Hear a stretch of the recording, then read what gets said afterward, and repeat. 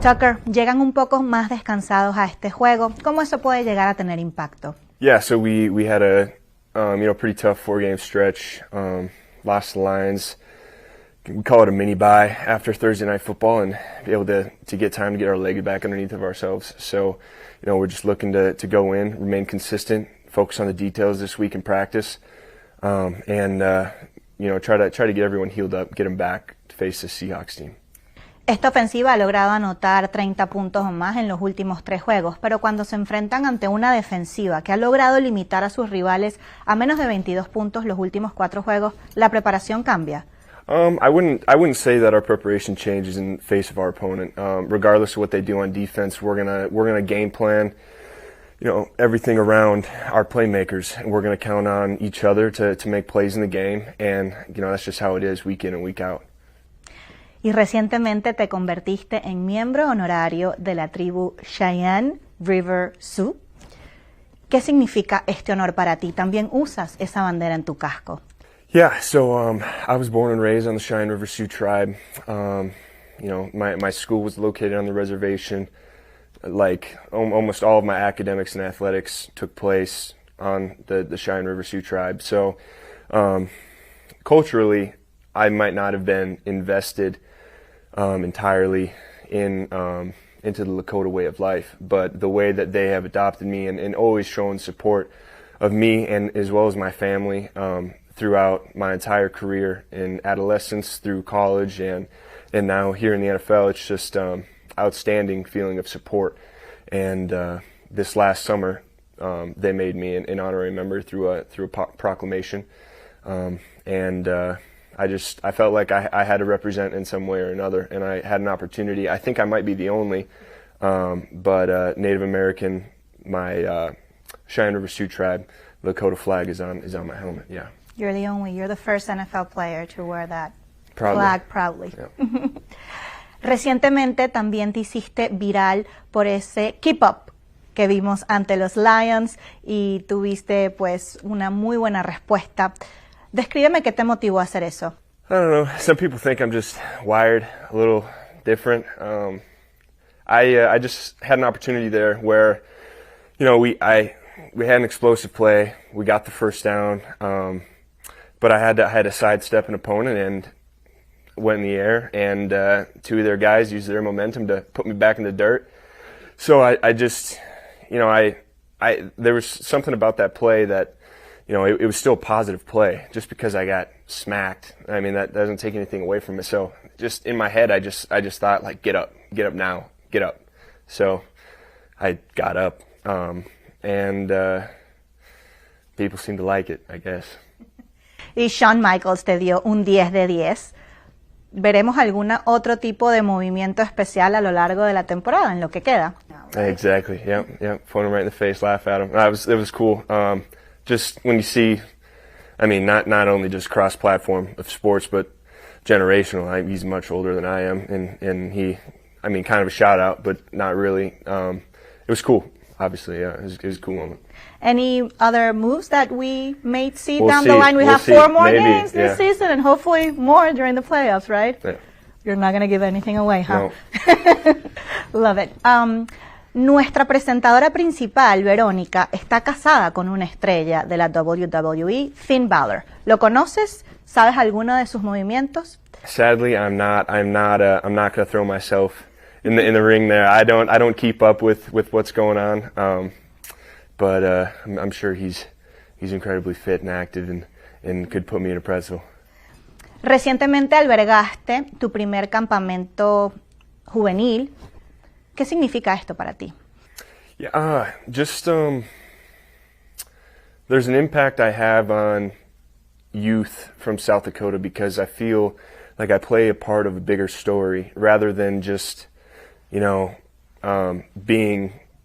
from an Indian reservation. I'm also just a small town kid from the middle of South Dakota, limited opportunities, limited resources to get my athletic career beyond really just the standards, the ideas that had been set before me. So I was able to be the first kid from my area to play Division I sport, and then so forth. obviously here I am now. But the kids in the state of South Dakota are just, they're thrilled and they're excited, and in ways, they say that they want to be just like me. So having an opportunity to go back to South Dakota and work at camp and see them face to face, and being able to work with them hands on and show them, like this is how you start out. This is the path that you get on, and then take it, one day at a time. Find the sport you love. It doesn't have to be football. It doesn't have to be a sport. Find that thing that you love, and one day at a time, like, just get better at it and make a profession out of it. Yeah, because that also shows a lot of responsibility. Yeah, exactly. That's lovely. Has tenido que batallar adversidad desde temprana edad. ¿Cómo esos momentos difíciles te ayudaron a convertirte en el hombre que eres el día de hoy? I mean, really the strength came, there's external and internal factors. Externally, the community and my family, my brothers, my mom, and then, internally, just as I got older, I things came into focus a little bit easier. I realized from a young age, one, I had to grow up a lot faster than the kids around me. I didn't necessarily, I had my brothers and my mom playing dad for me, and then, things go along with that. I have to. There's more things you have to do to help out. We ended up, selling our cattle. Our farm was taken over by another part of our family. So the responsibilities dwindled. But where we are now, sorry, I'm not sure if I'm saying this the right way. Can you ask that again? Of course, I can do that again. And I understand it's a very heartfelt question. Unfortunately, I can relate with it very much so. So I appreciate you giving me an answer. But yeah, basically just wanted to know, because at the end of the day, we all know, right? When you lose your dad at a young age, that changes you. That changes the person that you are. And it just, for me, it's very, admirable that when it happens at a young age, you're able to put yourself through what you did, and you became an example to follow. You're an NFL player. A lot of people want that, and you were able to do it despite some of the situations that life presented to you. Yeah, and I didn't necessarily do it alone, as I said, and I'm still not doing it alone. I have my own drive, but it's more than that. It's about the guys in the locker room and the people along the way, especially. They always kind of give you a moral boost. Sabemos que recientemente te casaste con Bailey. ¿Cómo te está tratando la vida en este matrimonio? I thought she was going to be upset with me. I was here in May doing optional team activities, and I tore my pec. So 10 days before our wedding, I had surgery. So we had to do the wedding. I was in my sling for a lot of it, with not the ceremony, not the pictures, but I was able to get to New York and have surgery within 40 hours of my injury, and the wedding was 10 days later, and I married the most beautiful woman with an amazing personality. Love her very much. She's a large reason as to where I am today. She keeps me humble, for sure. I try to make. She's the only person I brag to, but even then, she knows how to shut me down sometimes too. So she's my rock, for sure. She's the real MVP. With your brace or whatever you were wearing for wedding pictures, I can only imagine the stress that you put that woman through. Yeah. It's like, oh my God, how the pictures are going to turn out. Sabemos que también tienes una mascota, Ruth. ¿Qué tanta alegría ha traído este pequeño animalito a la casa? Yeah. Even at times where I may not have the most affection, I can walk through the door and instantly, I'm getting tackled by my little Springer Spaniel. She's hilarious. She's got a personality on her. But it just doubles when I'm able to sit on the couch. I got my wife to my left and my dog to my right, or maybe she's in between or all over. But yeah, it's a great home. Y a principio de temporada fueron a Brasil. Si bien no fue el resultado que querían, ¿me puedes describir esta experiencia? I would say an international experience. It was awesome. Being able to play in a completely different part of the world there in South America. I would say, not all of it was extreme positives. There were some drawbacks to playing in Brazil.